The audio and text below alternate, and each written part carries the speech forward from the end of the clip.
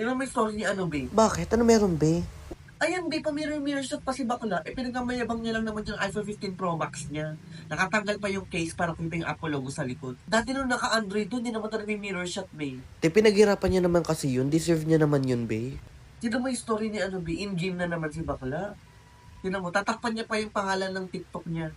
Kala niya naman, isi-search siya sa TikTok. Ate, minsan na nga lang maganyan si ano, Bakla, papakailaman mo wala mo pa. dyan. O, tingnan mo yung story naman nito.